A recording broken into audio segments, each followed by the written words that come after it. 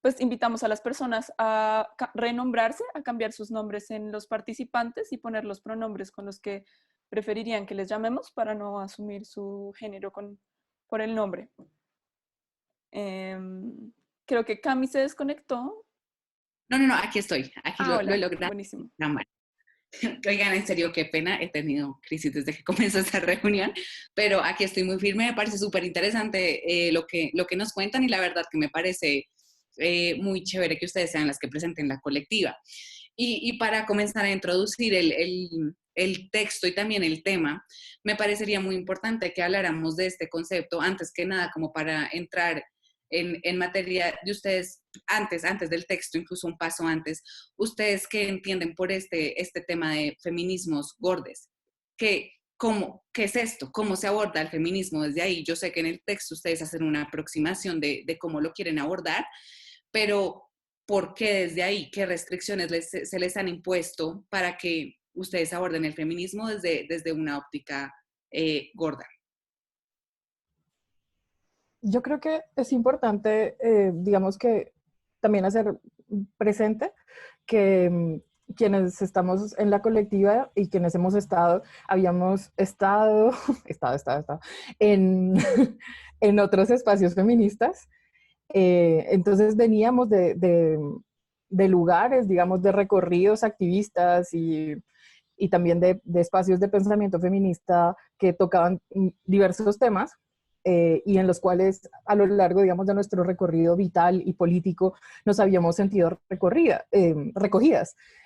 Digamos, en algunos momentos los espacios lésbicos feministas, en otros momentos los espacios más LGBTI, y sin embargo estaba esta ausencia porque se recogiera esa parte de nuestra experiencia vital que tenía que ver con habitar una cuerpa gorda, que fuera, digamos, parte del análisis de político que se hacía en esos espacios, porque seguíamos sintiendo que a pesar de sentirnos recogidas en otras partes de nuestra experiencia, la cuestión de la gordofobia seguía estando presente de manera inconsciente e invisibilizada en muchos de esos espacios. La cuestión de la diversidad de cuerpos y lo que implica, digamos, vivir en cuerpos como las que nosotras tenemos, incluso otras cuerpos diferentes, y es algo, digamos, con lo que coincidimos con otro tipo de personas que tienen otras diversidades y otras experiencias corporales, digamos, como disidentes o marginales. Entonces, el ir, digamos, por esos espacios donde no se recogían esas cosas hizo que al encontrarnos, pues hubiera ese chispazo de encontrar a alguien con quien podías hablar de esta cosa que había sido vital y que había sido parte de tu vida, de tu infancia, de no caber en las tallas, de no tener ropa de tu talla, de que los espacios públicos no pudiesen ser habitados por tu cuerpo de una manera cómoda, de que hubiera siempre una restricción y una cosa como de recomendarte la primer dieta, de verte cuando comías en las fiestas, de felicitarte porque hoy te ves más delgada, ¿qué hiciste? Te ves más bonita. Y ese tipo de comentarios, digamos, como con los que se normaliza la gordofobia y se había normalizado a lo largo de nuestras vidas, también encontrarlo en los espacios feministas y activistas era como wow, ¿no? Entonces, eso hace que la colectiva para nosotras sea también como un espacio tan íntimo en el sentido de que nace de que es un espacio donde podemos compartir esas cosas más íntimas e importantes para nuestra experiencia y donde son por primera vez recogidas. Y yo creo digamos, que es importante como ese antes, porque no es que todo lo hayamos ya pensado desde la colectiva, sino es que es así que vamos construyendo nuestro activismo gordo. Lo que no quiere decir que todos los activismos gordos tengan ese mismo recorrido o partan desde ese mismo lugar o sigan, digamos, este tipo de apuestas que nosotros estamos construyendo. Hay una diversidad muy grande de apuestas de activismos gordos.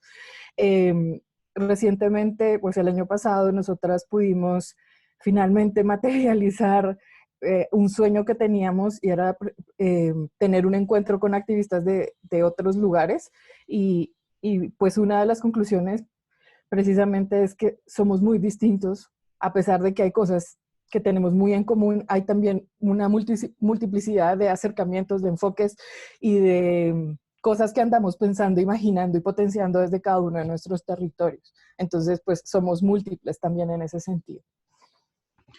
Yo quisiera agregar algo a lo que está mencionando Lu, un par de cositas, un poco, iba a arrancar por ese lugar que Lu menciona y es como esa multiplicidad de voces que es importante también comprender.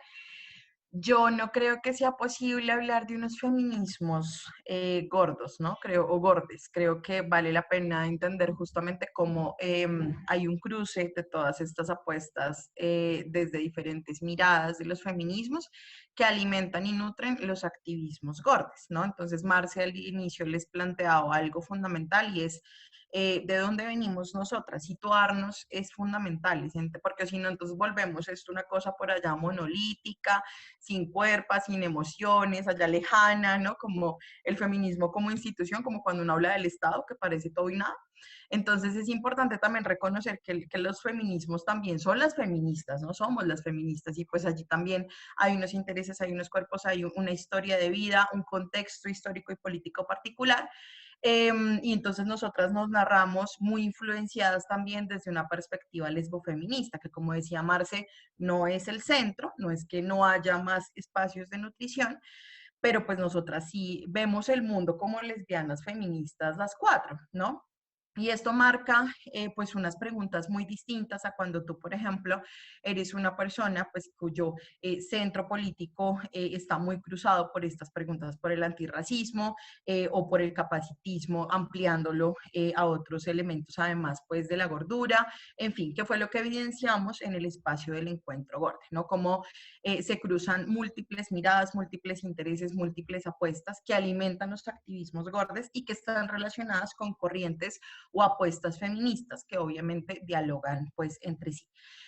Lo que creo que sí es importante es poder hacer esta mención, que esta influencia del feminismo como gafitas para poder comprender el fenómeno de la gordura o la experiencia corporal de la gordura, sí nos distancia de otras experiencias como algo que nombramos en el texto que es el plus size, ¿no? Entonces, o bueno, como otras formas de entender la gordura.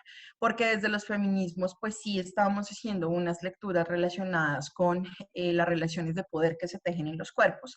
No reducimos la discusión a la estética, sino que reconocemos que hay un entramado de relaciones sociales, políticas, culturales e históricas que también se materializan en la manera como nosotras experimentamos el mundo.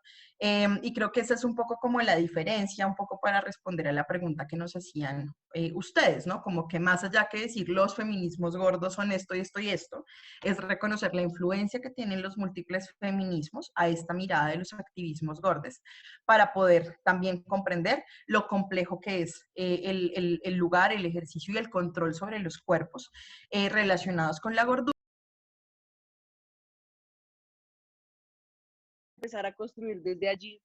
Porque cuando nos encontramos, empezamos, nuestras primeras conversaciones eran de nuestras experiencias gordas. O sea, nuestras primeras charlas no fueron, creo que intentamos que fueran cátedra de feminismo puro y duro, nos pusimos tareas de leer a Monique, a leer la heterosexualidad obligatoria, pero lo que realmente hacía que nos juntáramos era hablar de esa experiencia con la abuela, de esas experiencias con las 1001 dietas que creo que todas habíamos pasado, con el placer de comer juntas sin culpa. Eso fue muy importante porque nosotras nos reuníamos a comer sin culpa, sin miedo, como sin ese miedo de echarle la mano al último pedazo, que es lo que siempre se es juzgado en otros espacios. Y fueron ese cúmulo de experiencias lo que finalmente permitieron que la colectiva se construyera primero como un espacio de confianza, un espacio seguro, para después sí empezar a meterle como todo el tema de, bueno, ¿desde dónde nos paramos? Desde el activismo LGBTuno, porque en su momento estaba esa discusión, porque hay una corriente LGBTuna de la gordura, o desde los feminismos, y pues Diana ya había pasado por su tesis y por su historia feminista, y Yela también es como, no, por los feminismos, listo, ¿qué feminismo? pero fue a partir de esa experiencia y, a ver, y que fuéramos 4 mujeres gordas lesbianas, eh, nos llevó iba a decir a entender por qué era una relación diferente con las mujeres que con los hombres, ¿sí? Nos llevó a cuestionar por qué esta imposición viene por qué este tema tenía que verse con una perspectiva de género y que no era lo mismo la presión sobre la corporalidad para nosotras que lo era para las representaciones masculinas. Eso también lo vivimos mucho en los talleres, porque los talleres estaban basados en las experiencias de las mujeres y de las personas trans o no binarias que asistían a los talleres, para entender cómo ese cruce era diferente. Y también entendiendo, pues como les decía Diane, y como creo que hemos sido un poco reiterativas, entendiendo que para nosotras el lesbofeminismo ha sido un aporte como el piso de cómo entendemos el mundo y entendiéndolo desde la heterosexualidad obligatoria, pues desde cuando empezamos a hablar de heterosexualidad obligatoria, empezamos a decir, claro, ya entendemos por qué esta presión viene para las mujeres o para las que somos leídas como mujeres, pues somos ese objeto que debe ser moldeado para el placer de un otro y ese otro es un hombre que no importa, que no está atravesado por su lugar estético, estético no, como por su lugar visual, como si lo está atravesado el cuerpo de las mujeres al verse cosificado y objetivizado. Esas dos cosas fueron muy importantes para empezar y por eso para nosotras estas conversaciones son muy importantes, porque es darle un lugar a esa experiencia y darle un lugar a reconocer también cómo pasa de manera diferente por las corporalidades, como les decía, como fue que nos viéramos 4 gordas, o sea, al principio éramos 4 gordas que tú ves por la calle caminando. Hay una experiencia muy chistosa que nos pasó al principio cuando nosotros nos reuníamos en la casa de Yela, que es a veces nosotras nos narramos como hermanas gordas, y creo que fue a partir de ese día, y es que íbamos a la casa de Yela a algo, no me acuerdo a qué íbamos. Pues claro, éramos como 4 mujeres gordas que habitábamos como todo el andén y un poco más. Y entonces creo que Yela no estaba y alguien le dijo que habían llegado sus primas, porque éramos otras gordas. No, ahí las está Diana. hermanas, le Las dijeron, hermanas. le dijo el vecino de abajo, ay, vinieron sus hermanas a visitarla. O sea, y era como, marica, ¿a quién puta se le ocurre pensar que nosotras 4 somos hermanas? ¿Por qué? Sí, o sea, como, pues porque somos Yela, gordas.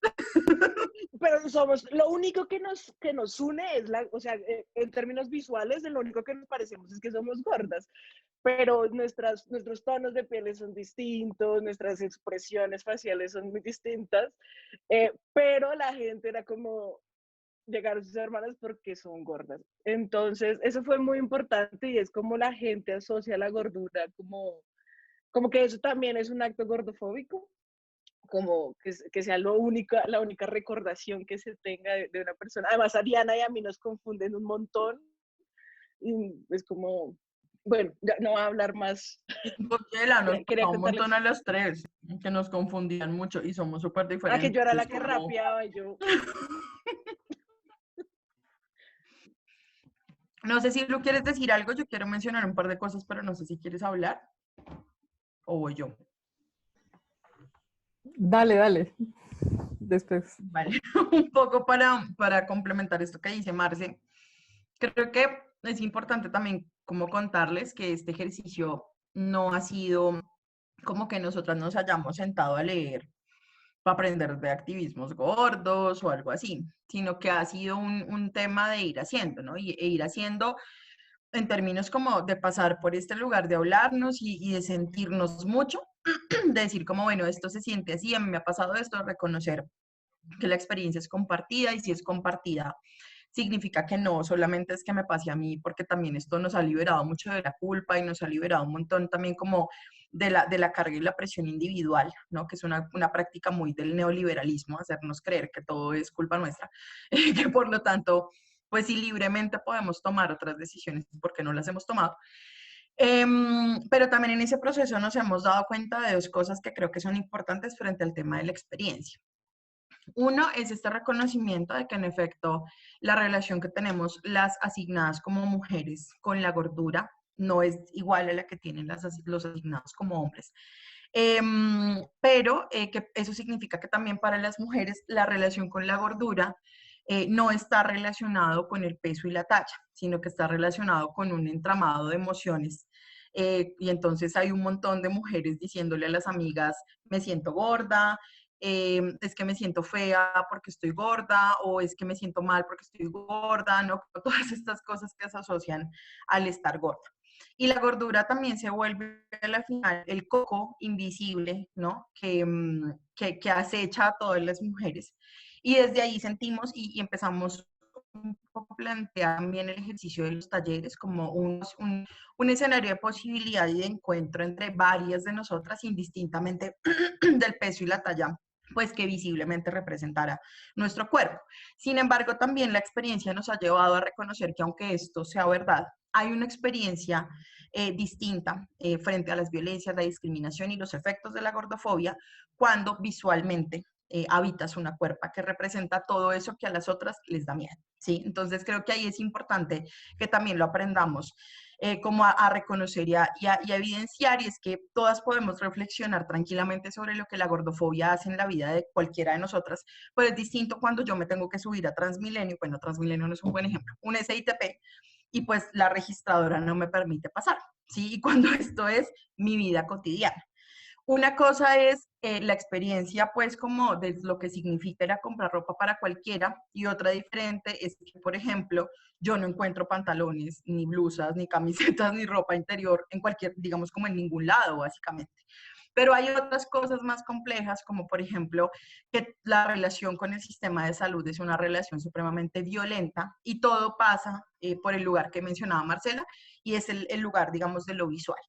Entonces, aunque todas podemos hablar de los efectos de la gordofobia, sí es muy importante reconocer que no todas tenemos la misma experiencia relacionada con la gordofobia y que hay algunas compañeras que son más delgadas o están un poco más en la norma, que tienen unos privilegios de cuerpo en ese sentido también, pues que, digamos, no van a poder, digamos, como llegar a conectar, empáticamente de pronto, pero llegar a conectar con la experiencia misma que una evidencia todos los días de su vida. Es que una no se puede quitar la gordura para dejarla metida entre las, como en el closet mientras voy a comprar los huevos, y es como una carga con esta cuerpa para arriba y para abajo, y pasa un montón también que todo el tiempo hay unos lugares de recordatorio, como si una no supiera que es gorda, ¿no? Entonces la señora que, o el señor que una va en Transmilenio y le dice, está gorda y pues, que no cabe, es como, señor, no me había dado cuenta que era gorda, así como gracias por recordármelo. Esas son experiencias que son también muy particulares y muy concretas, y que está bueno que también a la hora de acercarnos a los activismos gordes podamos reconocer que sí es diferente cuando no habitamos esa cuerpa, ¿no? Y también una cosa que pasa mucho, que es como gente felicitándonos, ¿no? A las activistas gordas por bailar, por mostrarnos desnudas, por ser seguras de nuestros cuerpos. Es como, ¿qué? ¿Qué me estás felicitando? Que eso también son expresiones como de la gordofobia, que es importante como empezar a hacer conciencia y empezar un poco como a revisar cómo están operando pues en nuestra vida.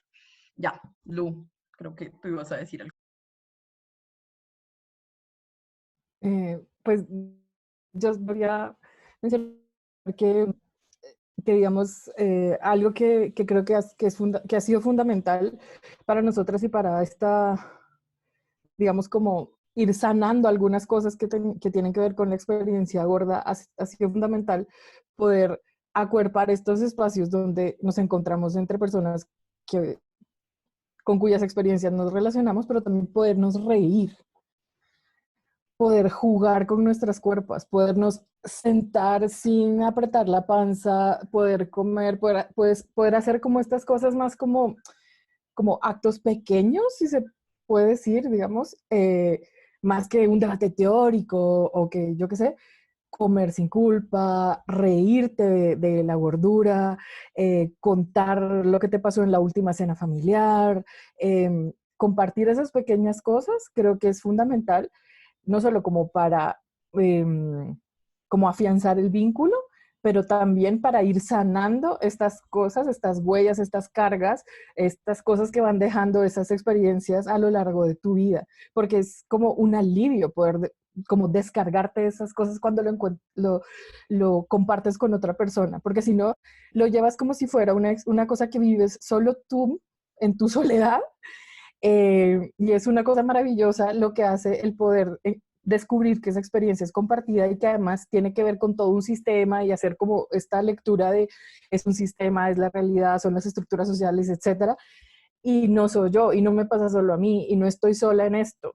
Y creo que eso tiene un potencial de sanación como muy particular que hace que los talleres, que los encuentros, que los espacios, que los bailes que hacemos cuando estamos juntas, que el cantar cuando estamos juntas, que el activar el cuerpo en un espacio que por primera vez se siente, digamos, seguro y contenido, es una cosa como maravillosa, inusual para muchas, hasta que llegamos a un espacio así y, y transformador, o sea, que te toca el espíritu, que te toca, digamos, como una cosa muy, muy dentro tuyo. Y cuando nosotras hablamos, digamos, como de sanar, no es una cosa como esotérica o así, ¿saben? Como, pues, no sé, no nos imponemos manos o tal, nos reímos juntas, jugamos juntas, comemos juntas, bailamos, y eso es profundamente transformador. Entonces, como recuperar esas cosas del encuentro, de lo humano, me parece que también es en la práctica y no solo como en la teoría. eh, Me parece que es algo que es como el fundamento de lo que hacemos, es parte de lo que hacemos, de nuestra práctica, y desde donde hemos podido fortalecer nuestros procesos y también generar pensamiento. O sea, si no existiera eso, no habría lo otro.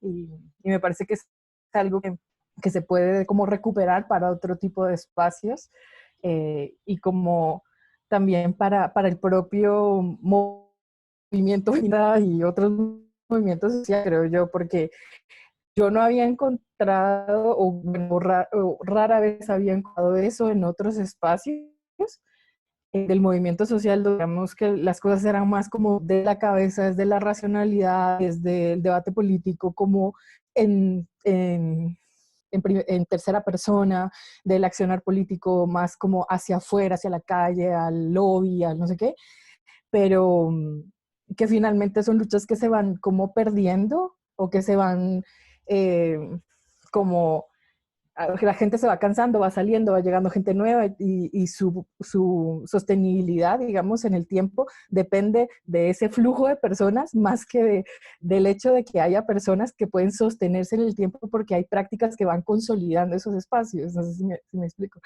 Entonces, yo sí creo que son prácticas que podemos recuperar para el quehacer político desde otros lugares. Eso me parece demasiado valioso porque, claro, o sea, una siempre se piensa como, bueno, cómo se aborda desde la práctica y cómo se aborda desde la teoría y claro, desde las experiencias es que nace todo y creo que es un lugar de enunciación muy valioso que todas hemos tenido, o sea, por lo menos que muchas hemos pasado por ahí y son comentarios que todo el tiempo estamos escuchando, son experiencias que si no hemos vivido nosotras nos han tocado con nuestras amigas y en ese orden de ideas les quiero hacer una pregunta que ayer leyendo el texto también me da mucha curiosidad y lo estaba conversando con una amiga y es en el sistema que vivimos hoy en día, ¿qué es gordura? Porque a mí a veces ese límite ya ni siquiera me parece tan claro, porque entonces una cosa es listo, yo veo no sé, una modelo en Victoria's Secret totalmente delgada y yo me siento que estoy gorda. Me siento y ahí interiorizo, listo, que me siento, pero también voy y me peso y digo, puta, no estoy igual que ella y ya entre mujeres, que es algo que me parece también súper poderoso y es que no es solamente que externamente los hombres o las personas, sí como quienes no se identifican con ser mujer, nos estén juzgando, sino que entre mujeres somos, o no sé si ustedes han oído también los comentarios de, viste esa vieja cómo se engordó, o viste, o sea, también nos ponemos unos estándares de belleza que son, o sea, nos silenciamos entre nosotras mismas, quitando, o sea, aquí también estoy atrayendo mucho a estándares de belleza, pero creo que un estándar durísimo de belleza es la delgadez, en ese sentido. Entonces, claro, o sea, entiendo que hay como, hay conceptos de gordura que tal vez son más, no sé, evidentes que otros, pero siento que en la sociedad que estamos ahora, cualquier cosa es gordura, o muy, no, si me entienden, como ya ese límite deja de ser tan claro, o por lo menos para nosotras mismas, como nos comenzamos a exigir mucho. Y la otra cosa que les quería preguntar, que fue en relación con lo que dijo Diana, yo sí quería que nos cuenten un poquito sobre esa relación violenta que tienen con el sistema de salud, porque ese es un argumento que usan mucho para reiterar esta gordofobia, y es que esa gente no, esa gente como, como lo mandan lejos, es como si no fuera saludable, como las ponen como una antítesis o nos ponen como una antítesis de la salud. Y es el argumento que usan para callar y punto, para deslegitimar ese lugar de enunciación de las cuerpas gordas. Entonces, como que quiero saber su perspectiva en ese punto. No sé si alguien también quiera aprovechar y lanzar preguntas. Pues sí, bueno, Sí, dale. Dale, dale, dale. no, era para que también como un poco apoyar lo que estaba diciendo Cami, que también dentro de nuestras propias casas, por ejemplo, yo siempre he visto desde que tengo conciencia de que mi mamá siempre está tras dieta o está siempre buscando ese ideal de belleza que también, por ejemplo, yo desde muy chiquita estoy pensando en mi cuerpo y pensando si cómo estoy, cómo me puedo ver más bonita con un estándar o cómo poder acomodarme a eso. Entonces me parece también duro que ya desde muy chiquitas nos pongan a pensar como en esas cosas que no debería ser. Hay una cosa bien importante que menciona Camila y que ahorita Diani lo pasó, y es mm, que nosotras en los espacios en los que hemos compartido nos hemos dado cuenta que la gordura eh, sobrepasa el tema de la relación del peso y la talla, pero no quiere decir que no esté, ¿sí? Es decir, todas las mujeres tenemos una relación con la gordura, pero no todas nuestras relaciones no toda nuestra relación con la gordura es la misma, ¿sí? Entonces hay una cosa muy importante, muy chévere, que una vez yo también estoy haciendo mi tesis sobre este tema, y una chica dijo que para ella la gordura era cuando ya no cabían los espacios comunes. Y esto fue muy revelador porque es eso mismo que dice Diana, y es que cuando ya no pasas la registradora, le dice ITP, cuando ya tienes miedo de sentarte en una silla y que la hijo de madre silla se rompa, cuando tienes miedo de aplastar a tu compañera mientras te sientas en sus piernitas, cuando esas cosas cotidianas se vuelven complejas, hay la relación con la gordura es diferente. Lo que no quiere decir que no haya otra relación, y es esta que ustedes dicen, todas nuestras mamás han estado en pro de bajar de peso, de las dietas. Yo me veo la papadita por acá y ya me siento gorda, yo me veo el cosito acá y ya me siento gorda. Sí, porque de alguna manera todas nos han introyectado este tema de que hay una imagen de un cuerpo femenino que es un cuerpo fantasma, que es un cuerpo imposible, que es un cuerpo que no existe, que es un cuerpo moldeado, que dirían por ahí algunos autores que es un tecnocuerpo, porque no es una corporalidad como espontánea. Bueno, no sé si hayan corporalidades que totalmente, que no estén atravesadas por esas construcciones, pero son diferentes. Y creo que darles el lugar de la diferencia es lo que nos ha permitido a nosotras entender también y entrar en diálogo con todas las experiencias. Pero sí es muy importante, y hay un llamado importante de algunos activismos gordos a reconocer esa diferencia. Y es que bueno, voy a poner ejemplo a Julie porque pues hace parte de la colectiva y nos tenemos confianza. Cuando Julie está al lado de nosotras y puede decir en algún momento, estoy gorda, Julie es una persona que si tú ves en la cotidianidad no es visualmente gorda, ¿sí? Y entonces cuando ella dice estoy gorda, es su experiencia, es su relación con la gordura, ella se puede sentir gorda, pero cuando se hace al lado de esta cuerpa, que es como una cuerpa grande, gorda, pues ahí uno empieza a decir como, ¿cuál es esa experiencia diferencial? ¿Sí? Hay unas corporalidades que todavía caben en los espacios, hay otras corporalidades que ya no entramos en los espacios. Y cuando ya no entramos en los espacios es ahí donde empieza otra presión. Hay una cosa que Magda Piñeiro, que es la autora de Stop Gordofobia, que es un libro biblia del activismo gordo, ella habla del tripartito gordofóbico. Y el tripartito gordofóbico son los tres discursos que están detrás de la gordofobia. El discurso de la salud, el discurso de la estética y el discurso de la moral. Por lo general, siempre nos centramos en el discurso de la estética y más cuando hablamos de mujeres. ¿Por qué? Porque cuando lo leemos desde la heterosexualidad obligatoria entendemos que las mujeres somos ese otro para el consumo de lo masculino, que era lo que ya les había dicho. Entonces las mujeres siempre estamos en una onda de arréglese, póngase, o sea, no es en vano que todo el mercado de la estética esté principalmente dirigido a quienes somos leídas como mujeres. Entonces está ese discurso que es como arréglate, modifícate, ponte esto, no sé si en el tema de las fajas, que es tu segunda piel, ¿qué mensaje tienes que te diga que una faja es tu segunda piel? Bueno, pero los otros dos discursos, que son el de la moral y el de la salud, son los que aparecen cuando el discurso de la estética se queda corto. Y es cuando una de nosotras, Ludian y yo, aparecimos con nuestra actitud gorda, es como, me vale verga, me perdona la expresión, pero yo me siento en confianza.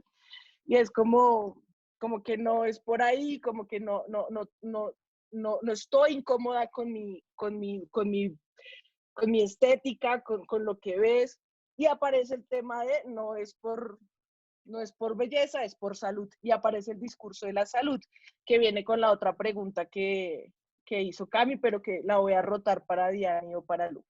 Y después aparece el discurso de la moral, que es esa que acompañado al discurso de la salud te dice que tú como individua no eres capaz de autorregular, porque la gordura es un sinónimo de no regulación. Las personas que estamos gordas no somos capaces de regularnos y por el contrario somos personas perezosas, dependientes, que no hacemos nada, que comemos mal y que no somos capaces de autogobernarnos. Y ahí ya las antropólogas van a decir otras cosas otra vez.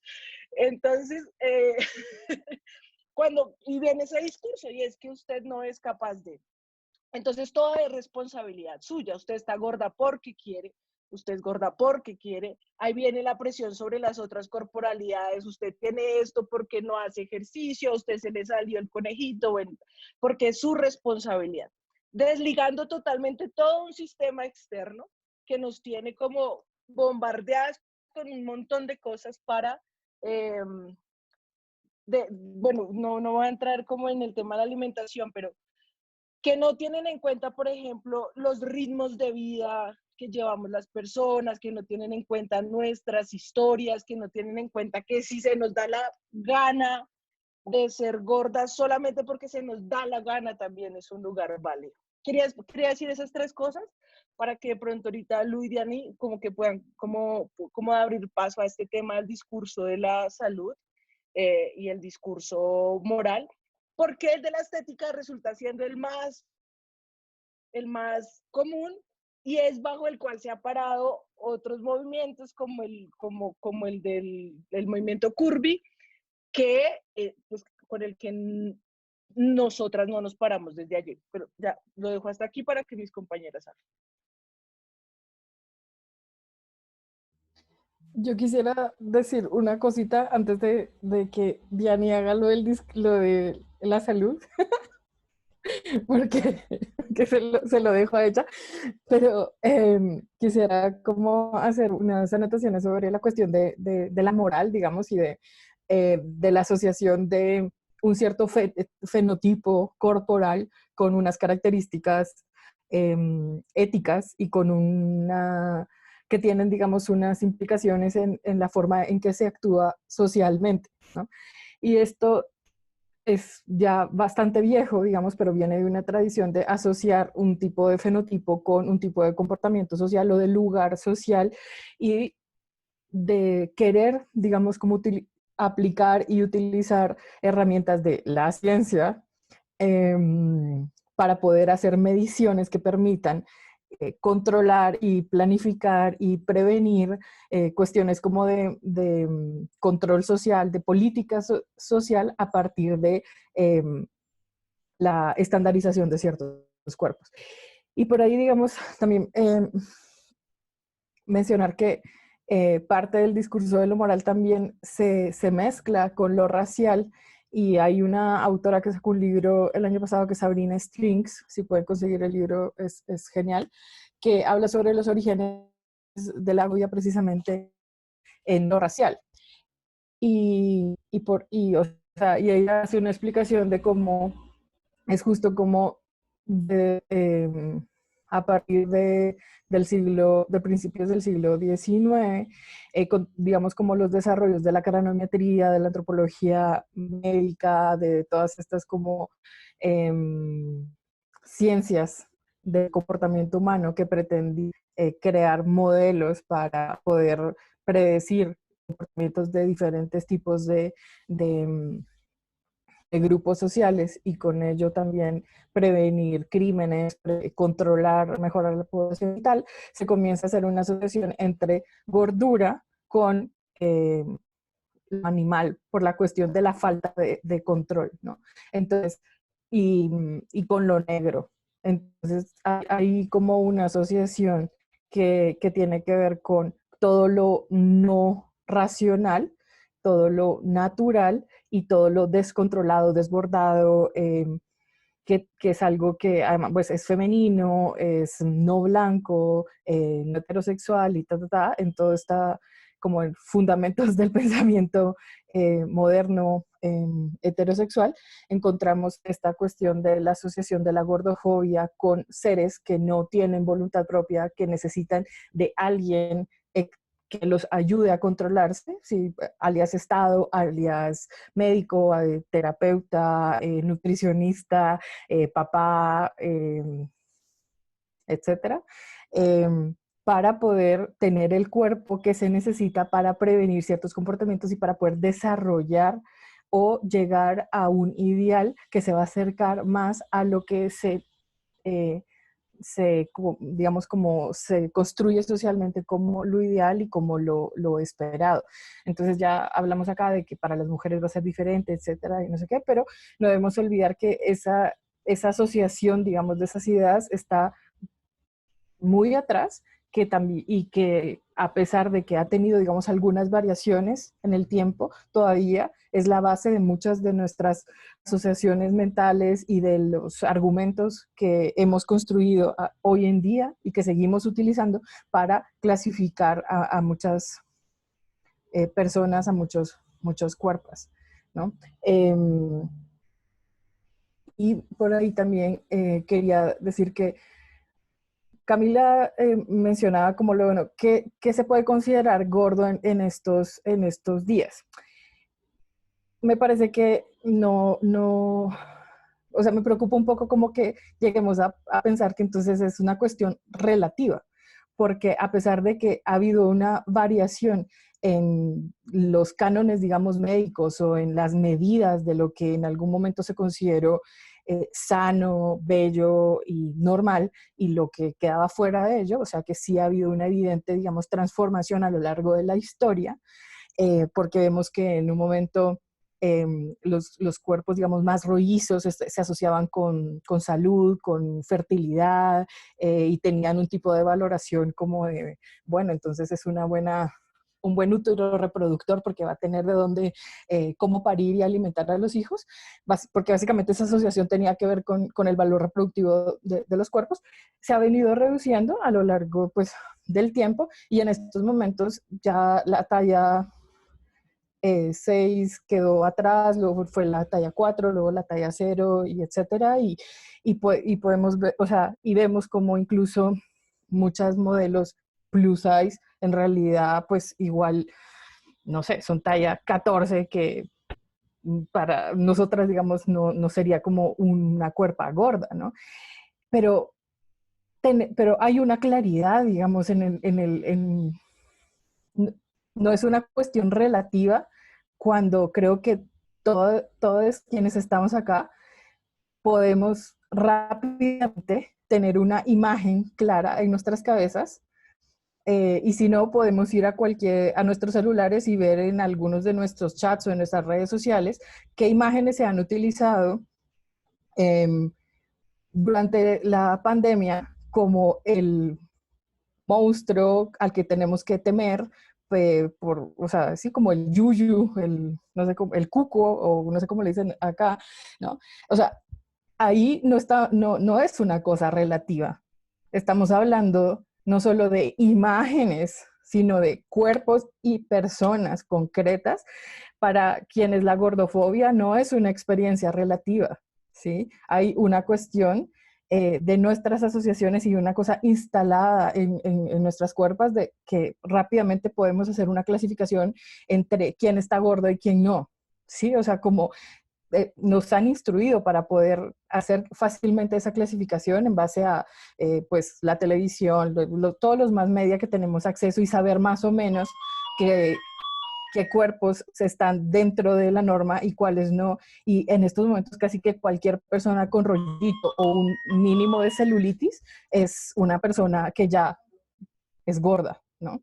O tiene que hacer algo para modificar su cuerpo porque si no corre peligro de salir del canon de belleza. Entonces, además, nosotras mismas introyectamos esos valores y nos vemos a nuestras propias cuerpos desde esos lugares. O sea, esta experiencia de ver que tu mamá está a dieta o sea, o las tías o las primas o tal, es una cuestión también de cómo hemos introyectado estas imágenes que, si ustedes se dan cuenta, para nuestras propias experiencias no son algo relativo. Tenemos una claridad, digamos, una capacidad sensitivas de valorar ese tipo de cosas en unas escalas que nos han, para, para las cuales nuestra edad ha sido entrenada. O sea que me parece que es peligroso pensar que entonces ya todos los cuerpos somos igualmente, tú si estás bien con esas libras, estoy bien, y si tú te sientes bien así, pues ya, y creo que eso todavía no ha pasado en este contexto. Y bueno, le doy paso a Dianita porque ya hablemos. Bueno, un poco retomando lo que las compas están hablando, como que Marcia nos hablaba como este tripartito, pues como donde está montadita, como la gordofobia, que ya Lu mencionaba como todo el tema moral, Marcia abordó pues el tema estético. Creo que es importante reconocer o pues como poder identificar con mucha claridad cómo estas tres cosas operan y se configuran de una manera pues muy particular para materializarse en unas relaciones muy concretas sobre los cuerpos de las personas y particularmente sobre los cuerpos de las mujeres. Entonces, creo que el llamado que estamos haciendo es como a uno no relativizar, que es un poco lo que está diciendo Lu, como que a pesar de que esto pueda parecer muy difuso, hay unas cuerpas que son estas cuerpas, o sea, las que pesamos 100 kilos o más, las que experimentamos la gordofobia de manera cotidiana y no podemos, digamos, evadirla ni tener negociación de los espacios de violencia, o sea, no hay forma, no hay quites, y es como ahí estamos todo el tiempo. Que también igual se materializan las experiencias un poco de temor que ya hemos nombrado. Y esto, digamos que tiene unas formas de funcionar que son bastante complejas. Entonces, lo más evidente, la punta del iceberg, evidentemente, es todo el tema de la estética, que allí ya lo he mencionado, Marce, es clave la comprensión de la heterosexualidad como sistema de valores, en por qué nos afecta de manera particular a las asignadas como mujeres, y es que el valor que las asignadas como mujeres hemos tenido pues está relacionado con nuestro cuerpo, porque es desde allí que podemos ser intercambiadas, es desde allí que podemos ser elegidas para tener hijos, para los cuidados, para ser buenas esposas y para ser bonitos objetos de compañía. Entonces, hay una relación muy directa entre la estética también y las formas de funcionamiento de la heterosexualidad como sistema de valores, porque es un poco el lugar de valor de y de reconocimiento. Esto es una cosa que a veces cuando uno lo pone sobre la mesa, porque es lo que más se ve por encimita, pero cuando uno lo enuncia, parece demasiado vacío, ¿no? Entonces la gente suele decir como, ay, no, pero no es por cómo te ves, o sea, cómo te ves no importa. Error, sí importa, pero la gente dice como, no, pero no es como te ves, es porque yo te quiero, ¿no? Y yo te quiero ver bien, ¿no? Que ahí se van juntando estas cosas que dice Lu. Entonces, yo te quiero ver bien, es por salud, que aparece el otro discurso, ¿no? Porque la gordura se asocia, como ya lo mencionaba Lu, a una serie de imaginarios morales, como la pereza, como la falta de cuidado, como la falta de control, como la animalidad, como la incapacidad para decidir, para poner límites, como la incapacidad para gestionar su propia vida, pero también otro tipo de cosas, como por ejemplo que las gordas no somos deseables, que siempre tenemos que estar disponibles, que siempre tenemos que estar de buen genio, que siempre tenemos que ser buenas amigas, que tenemos que ser divertidas, que tenemos que ser complacientes, que no merecemos amor. O sea, todas estas cosas son digamos, como los imaginarios morales que giran en torno a la gordura también. Y aparece este otro discurso que es el discurso de la salud, que es el discurso que tiene además como una fuerza casi que imposible de cuestionar para la mayoría de nosotras, porque aquí en Colombia es como el abogado, el médico y el cura. Son tres voces, ¿no? Como que nadie cuestiona, que nadie, y pues sí, es como lo que diga el médico, lo que diga el cura, lo que diga el abogado. Entonces, ¿qué pasa con la medicina? La medicina, al igual que, y sobre todo él, sí señora, sobre todo él, ¿qué pasa con la medicina? Que la medicina también obedece a unas formas particulares de control de los cuerpos. Esto sí es puro Foucault, puro y duro, básicamente, y es reconocer que la medicina es una disciplina que aparece en un contexto histórico que también aporta las dinámicas pues, de disciplinamiento de los cuerpos y el disciplinamiento de los cuerpos en el marco de un sistema capitalista que nos quiere productivas, que nos quiere consumidoras, que nos quiere, bueno, un montón de cosas que creo que ya en las reflexiones que ustedes han hecho igual ha estado presente. Entonces, la medicina, igual como disciplina que aparece en este contexto, tiene este objetivo y es poder hablar desde el lugar de la ciencia, que es el lugar del gran conocimiento, que además no pasa por preguntarle a la gente, sino pasa por la mera observación que hace la medicina como ciencia. Y por eso, digamos, hay tantas dificultades para conversar con lo que pasa realmente con la salud. Y desde el discurso de la medicina se sustentan todos estos imaginarios sobre la gordura, como la pereza, como la falta de cuidado, como la dejadez, como los temas de la alimentación, etcétera, etcétera, que además es muy loco porque la gordura, la obesidad, bueno, ahí aparece el concepto de obesidad, nosotros siempre hacemos como esta diferencia y es como la gordura se utiliza como herramienta para la sanción social, para el control social, para hablar de estética, para recargar moralmente todos estos lugares de los cuerpos, pero la obesidad es un concepto que aparece en el marco del discurso de la medicina y que está constantemente poniéndose pues un poco como en diálogo y generando también unas formas particulares de materializarse pues en esas relaciones de poder. Entonces, este discurso de la obesidad también posibilita que la experiencia de la gordura se ubique, por ejemplo, en lugares donde somos personas más propensas a ciertas enfermedades, ¿no? Entonces, se nos ubica en el lugar donde además, pues lo que pasó ahorita con el tema del COVID, ¿no? Entonces, entre hipertensión, diabetes, cáncer y obesidad, quedamos todas en el mismo paquete y es como la obesidad no es una enfermedad, ¿sí? O sea, la obesidad y la hipertensión no son lo mismo, ¿sí? Pero dentro de las lógicas del discurso médico, pues es muy fácil poner también allí digamos, como las cuerpas gordas. Y esto termina, digamos, un poco como de completar ese triángulo que mencionaba hace un rato Marce, justificando desde ese discurso que es el súper discurso que nadie va a cuestionar, pues todas las dinámicas también como de reproducción de las violencias y estas lógicas que son como súper inequitativas.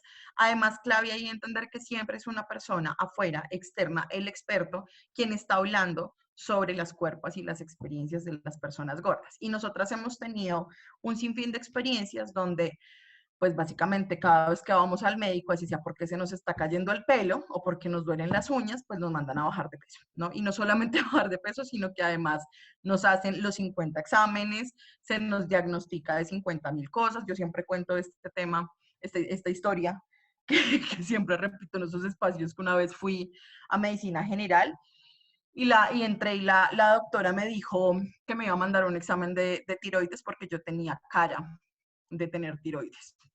Cara. O sea, como cara, es en serio. Y ese tipo de experiencias, pues, son reiterativas para nosotras, ¿no? Marce señalaba, por ejemplo, que tuvo un accidente, perdón, Marce, que hable por tu experiencia, pero que Marce tuvo un accidente y ha sido como súper fuerte enfrentarse a un montón de máquinas cuyo peso máximo son 120 kilos, ¿no? Entonces, y pues máquinas que son como las máquinas que, pues que si no te hacen la resonancia, pues, ¿qué vas a hacer, no?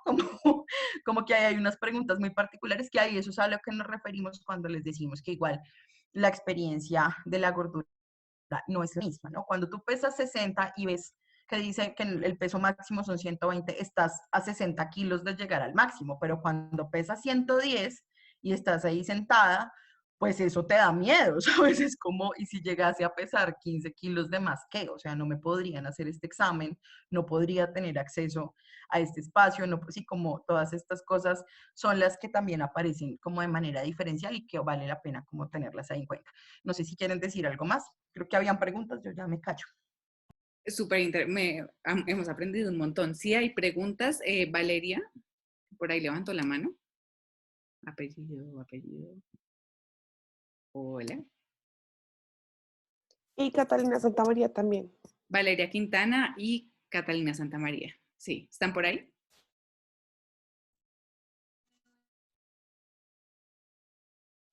No te escucho, Catalina.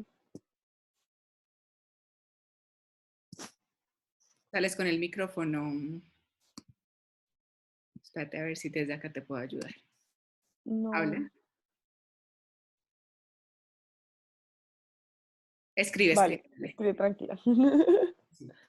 Y las invito ya, si quieren participar, de una. Hola. Dale, hola Elsie. ¿Me escuchan? Sí, dale. Bueno, yo quería compartir mi experiencia desde la salud porque ha sido una experiencia un poco complicada. Yo desde muy niña he venido teniendo como, en realidad no sé si decirlo como trastornos alimenticios. He pasado de no comer absolutamente nada a comer de todo compulsivamente. Y con el tema de la salud me pasó algo muy parecido a lo que le pasó a Diana. La médica que me atendió me dijo como tú tienes cara de sufrir hasta de la enfermedad que no existe y yo te voy a mandar una serie de exámenes que inicialmente todo salió súper bien y ella decía no te los voy a repetir porque debe haber un error. Y yo no hay un error, es así. Pero años después resulta que supuestamente tengo la presión alta, tenía un descontrol con el azúcar, pero luego yo escuché a otras personas hablar sobre ese tipo de estándares y ahí me cuestiona no solo el aspecto del peso, sino de hasta qué punto cierto tipo de números, estándares, no sé, métricas, nos encasillan en una sola cosa y en nada más. Es decir, por ejemplo, mi presión ni siquiera estaba tan alta, porque luego consulté con una amiga que es médica y me decía, no, tu presión está pues como 5 puntos por encima. Eso no es una cosa para alarmarse, es una cosa para empezar a tratar, pero no para alarmarse.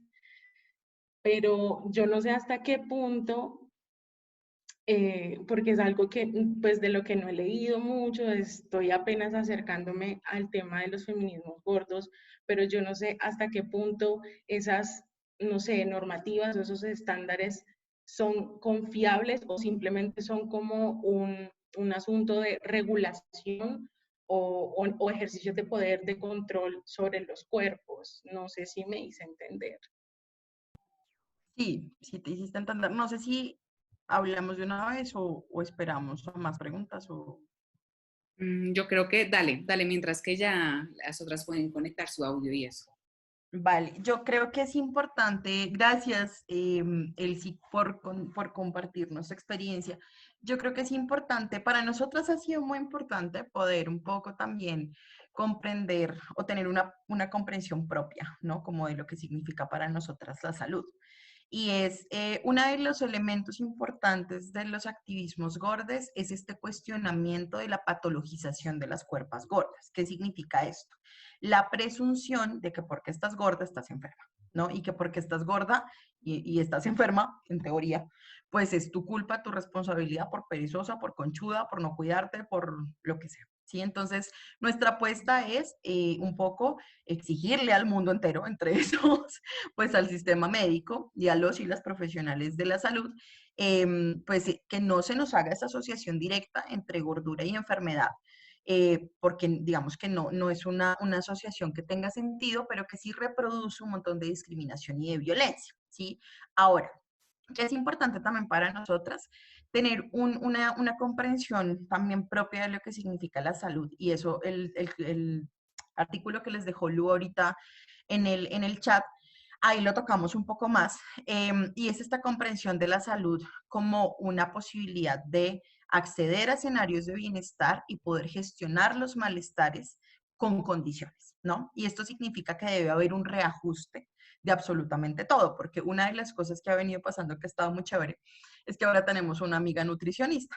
No saben lo loco que ha sido ponernos en el calendario que tenemos una cita con la nutricionista y no sentirnos asustadas. O sea, eso ha sido una experiencia muy novedosa.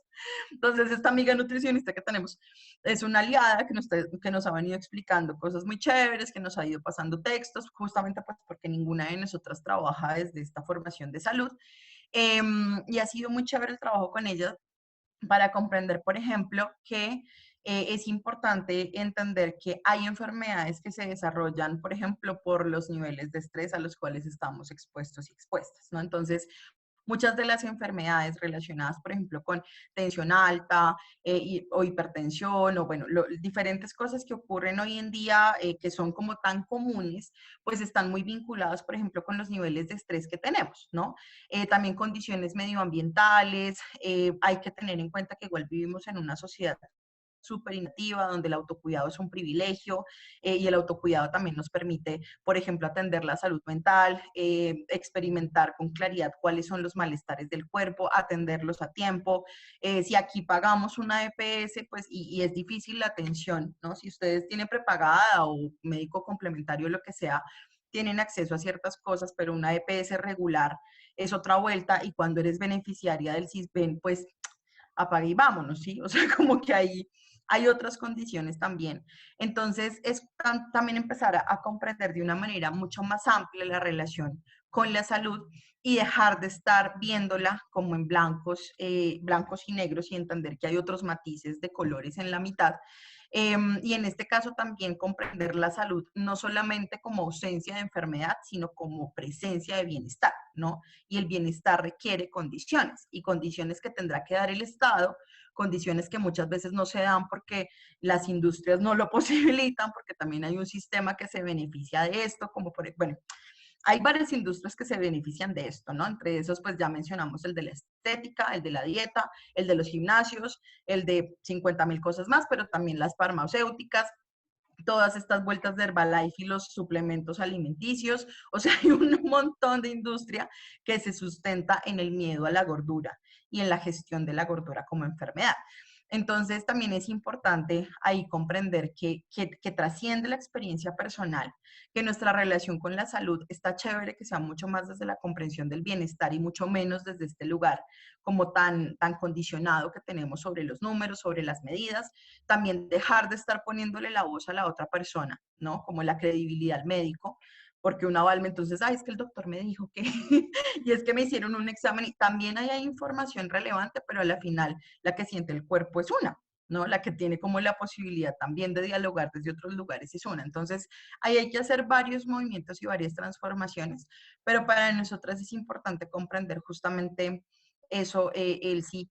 Y es que no se puede limitar un diagnóstico, no se puede limitar la mirada de la enfermedad a la gordura, ¿sí? Y es tratar también como de comprender el escenario de una manera más amplia y de pensarnos mucho más nuevamente la salud en clave, pues, de bienestar.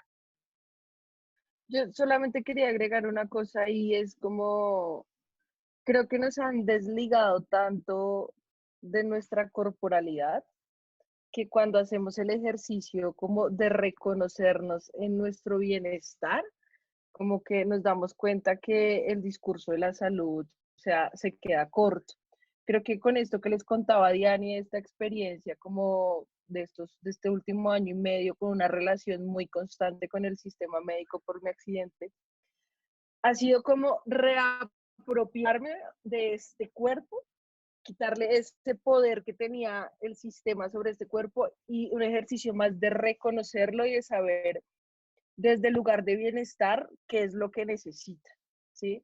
Entonces, por ejemplo, pues mi accidente fue el tobillo y la gente ha dicho como que hay que bajar de peso porque tu tobillo no resiste el peso. Y es falso, es totalmente falso, porque la fuerza que tiene que para sostener el cuerpo no recae solamente en los tobillos. Si es Y una porque tengo huesos de distribución, vikinga, diga. es porque tengo huesos de vikingo, dijo el ortopedista, pero porque también es una distribución que te hace y que tú sientes, ¿no? Que tú sientes como necesitas una fuerza muscular, dónde la necesitas, cómo la necesitas, aprendes a relacionarte con la comida de una manera diferente, más desde el disfrute, desde el placer, que desde este bombardeo externo que te dice que tienes y que no tienes que comer. Creo que eso es muy importante también para seguir desmontando el discurso de la salud, porque pareciera que cuando hablamos desde el lugar de la salud, esto no es nuestro, esto es como un molde estándar que otras personas dicen cómo tiene que ser. Pero cuando digo, es que es mi experiencia, es mi relación con mis músculos, con mis huesos, con mi panza, creo que es un lugar muy importante para quitarle ese poder a ese otro que viene a decirte, tienes que bajar de peso, que por aquello, que por lo otro, que por lo otro, y quitándonos total poder sobre nosotras mismas. Bueno, Eso. eso está, creo que eso es una respuesta muy completa. La verdad, creo que es una duda que todas teníamos. Catarina también me acaba de confirmar que era una duda que ella también tenía por el lado de la medicina. Entonces me parece súper importante haber tocado como esa perspectiva. Y por acá les leo como ya un poco para cerrar, manden más preguntas si tienen, pero no veo muchas, pero manden, no se les olvide. Y es esta. ¿Nos podrían contar un poquito sobre lo que mencionan del lenguaje al comienzo del texto y la decisión de hablar en femenino y de cuerpas?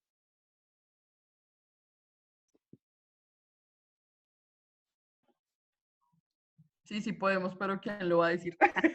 La pregunta.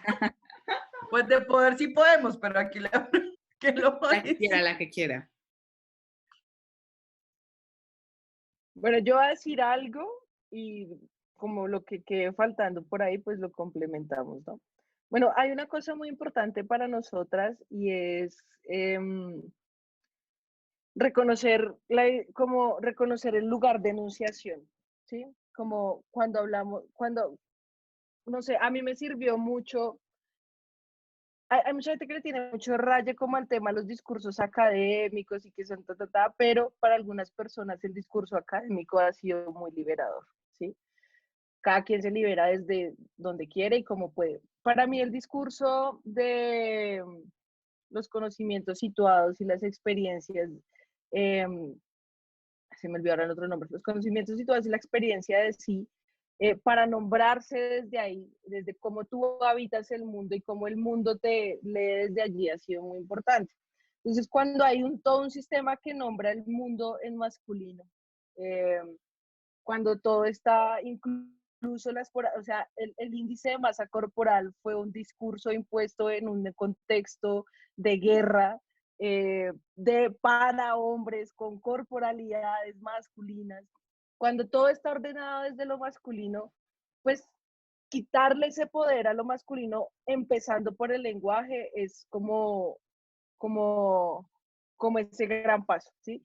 Y a partir de esa experiencia que nosotras habitábamos, es decir, nosotras no estábamos hablando, cuando empezamos a escribir el artículo, queríamos dejar claro que no estábamos hablando de una universalización del activismo gordo, no es la mirada universalizadora de los activismos gordos, era nuestra mirada como 4 lesbianas activistas gordas que se reunieron a escribir este texto, reconociendo nuestras experiencias, reconociendo tanto nuestros lugares de opresión como nuestros lugares de privilegio.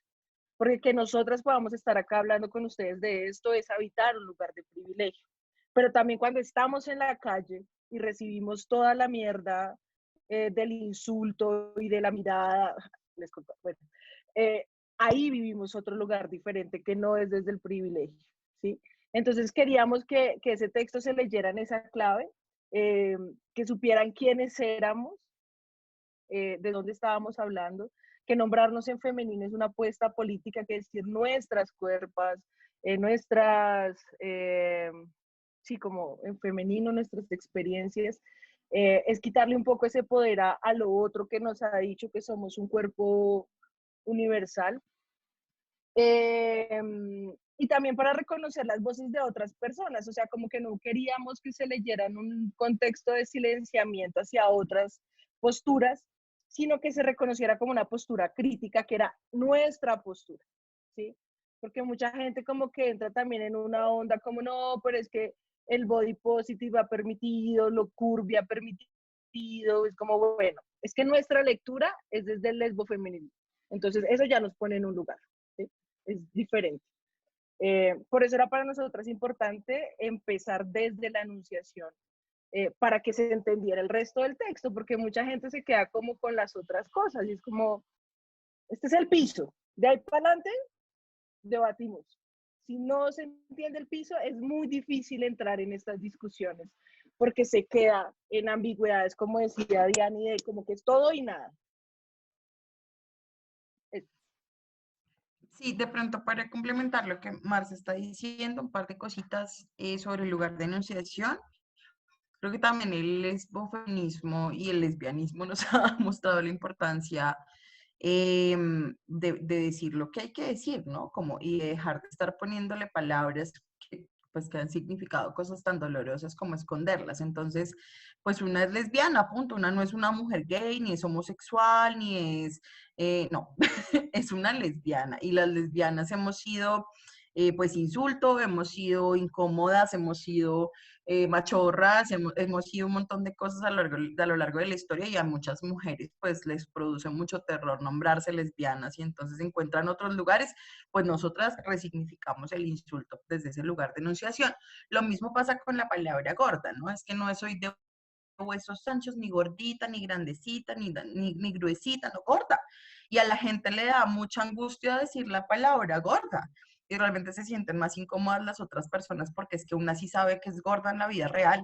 O sea, es que una habita esta cuerpa gorda todos los días. Pero la otra gente es como, es que tú que eres como, es como que no le dicen a una la palabra gorda porque pues es un insulto.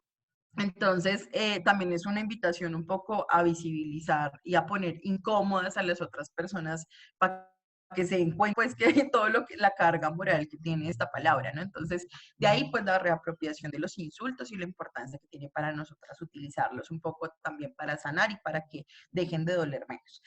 Y por otro lado, pues que para nosotros también ha sido muy importante reconocer, también pues muy desde los discursos académicos a los cuales hemos tenido también acceso, la centralidad del cuerpo en la construcción, pues también de la modernidad, ¿no?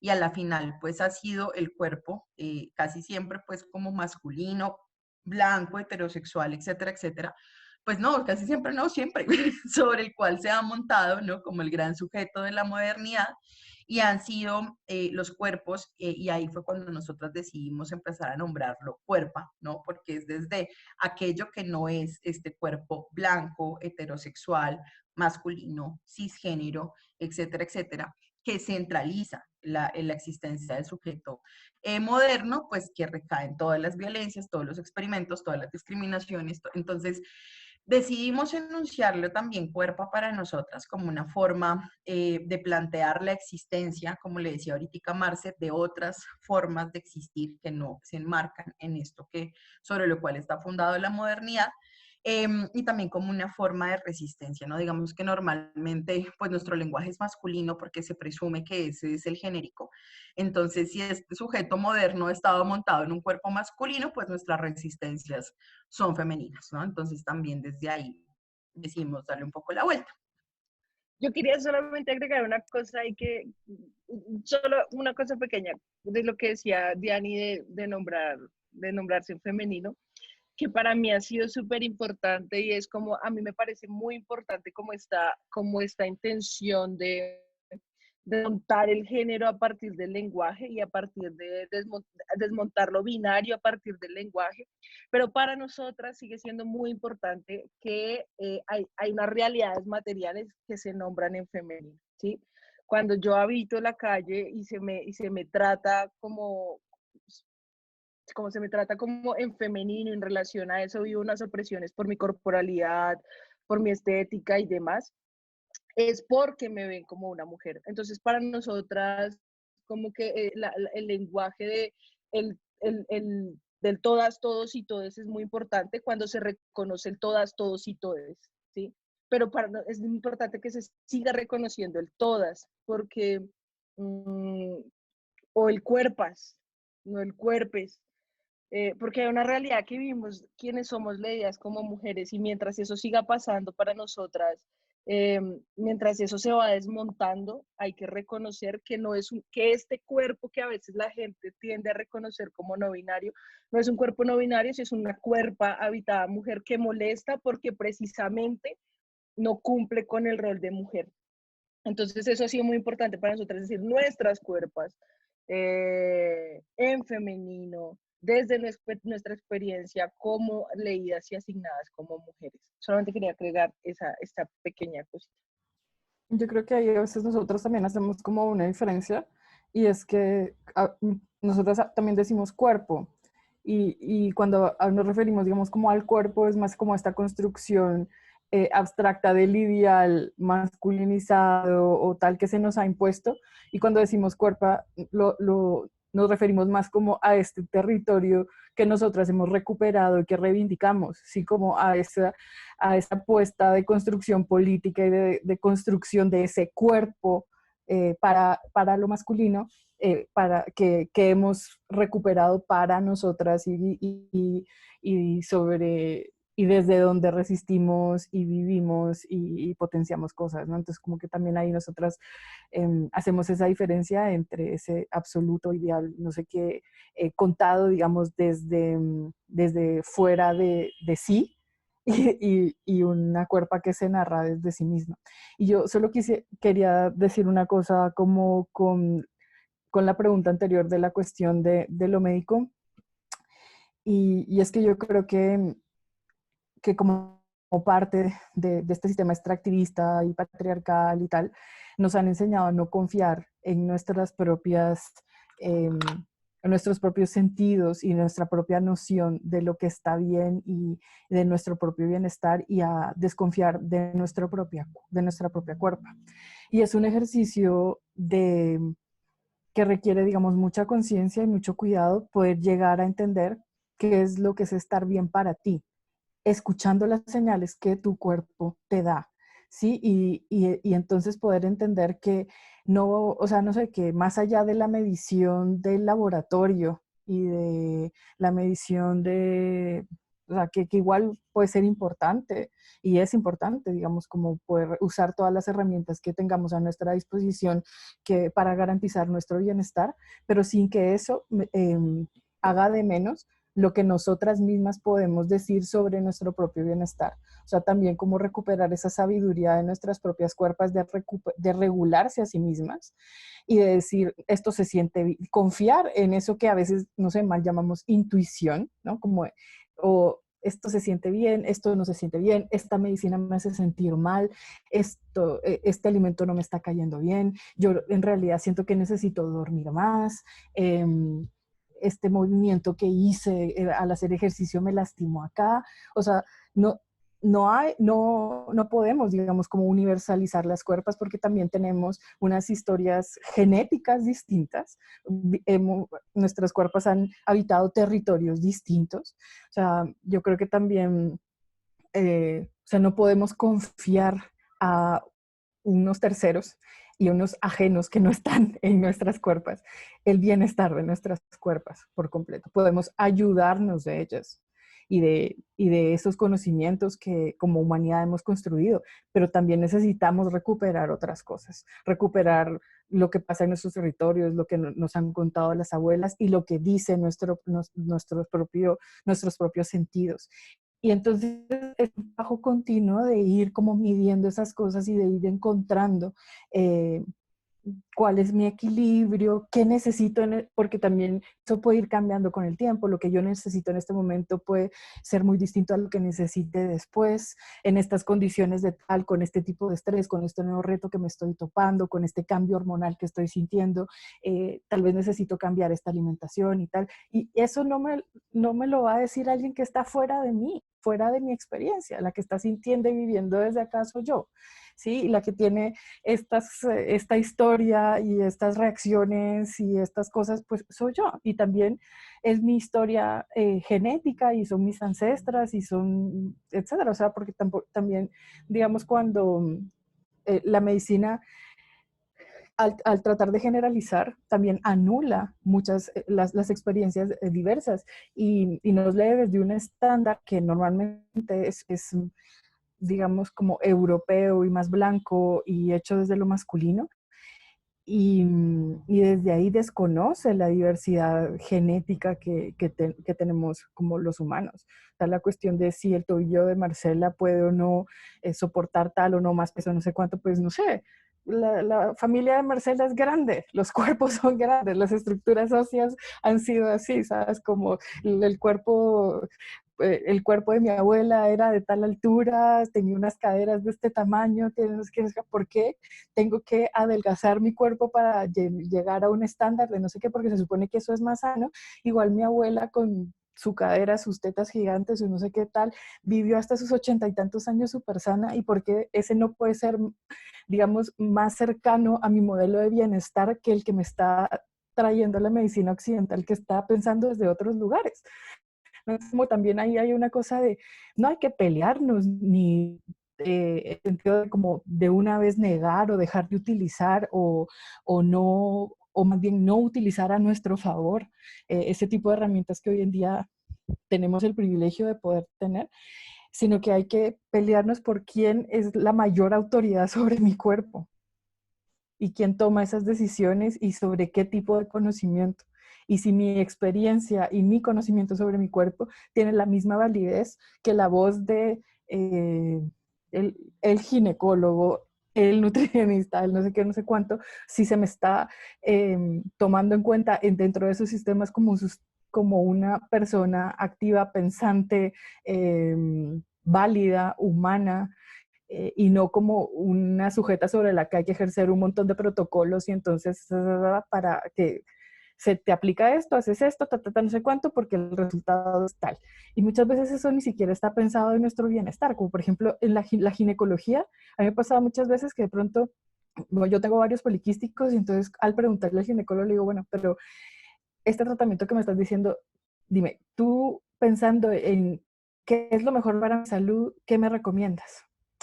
Y dice, ¿quieres o no ser mamá? Yo te estoy preguntando qué es lo mejor para mi salud. No, pero es que depende. ¿Quieres o no ser madre? Pero como no puede ser que tú paradigma pensar mi bienestar solo tenga, digamos, como, como dos posibilidades, si quiero o no quiero ser madre, y entonces mi salud no importa. Lo que importa es si mi reproducción funciona o no. Y tú, o sea, tú con todo lo que aprendiste en tantos años de escuela, no sabes decirme qué es lo mejor para mi cuerpo. Entonces, como tener presente ese tipo de cosas cuando le damos autoridad a ciertas cosas sobre cuál es nuestro bienestar. Pues la verdad, hemos aprendido montones. Muchísimas gracias por todas las enseñanzas que nos han dejado. Ah, Catalina ahí tiene una pregunta. Dale, Cat. ¿Puedes hablar? Intenta. Ah, ¿no tienes una pregunta? ¿O no entendí? Ah, está aplaudiendo. Ah, ok, ok, ok. Ok, ok, ya. Bueno, entonces yo les quería agradecer un montón por este espacio que estamos empezando a tejer juntas. Quería decirles que realmente, y creo que hablo por todas las que estamos acá, aprendimos muchísimo. O sea, esto me deja muchísimas enseñanzas y muchas reflexiones, con las manitos sigo, para irme a dormir esta noche pensando bastante y para seguir este módulo. Y que quiero que sepan que las puertas de la colectiva NEM siguen abiertas, que chévere que ya hayamos podido tejer este enlace entre las dos colectivas, que podamos seguir trabajando, que ya tienen nuestra carpeta, ya saben dónde encontrar nuestras lecturas, ya saben dónde encontrar todo, cuando quieran trabajar cualquier otro tema juntas, ahí estamos. Gracias por este espacio, gracias por sacar el tiempo y solamente pues agradecidas de todos los aprendizajes que nos dejan. No, muchas gracias a ustedes por invitarnos. Creo que para nosotras siempre es una oportunidad de reflexión, de crítica y autocrítica compartir esto. Y cada vez que lo hacemos con otras compas es como más poderoso para nosotras. Es como sentir que no estamos hablando entre nosotras, sino como que esto tiene eco y nos parece una chimba, y también como que ahí están las puertas abiertas de la colectiva para seguir conspirando. Creemos fielmente que esta revolución es en manada, es entre nosotras, es en juntanza. Entonces, nada, aquí estamos firmes para seguir conspirando, y muchas gracias por estar como tan asertivas, como tan prestas a estas reflexiones que pusimos sobre la mesa hoy, que ustedes también nos propusieron. Muchas gracias, y nada, puros abrazos gordos para ustedes y a todas las personas que estuvieron conectadas. Mucho amorcito gordo en estos tiempos complejos. Muchas gracias, en serio. Recibidos y de vuelta. Gracias. Sí, gracias. Yo quería decir una última cosa antes de irnos, pero creo que era más que todo publicidad, pero que este espacio sigue, digamos, este es un... yo me tuve que ir y volví, pero este espacio sigue. Y vamos a estar conversando el próximo viernes con una tesa. Andrea Cañudo. Andrea, Instagram se conoce como Brown Sugar, y están muy invitadas a seguir parchando, y de verdad quería hacer como eco a esos agradecimientos de Cami. Sí, pues por conspirar, por compartir, y por abrir las puertas como para que estos espacios sucedan y sigan dándose. Entonces sí, quería hacer eco a esos agradecimientos. Bueno. Gracias, chicas y Muchas chicos y gracias a chicas. ustedes. Muchas gracias. Un Nos estamos abrazote. viendo. Chao. Chao. Vivimos. Chao.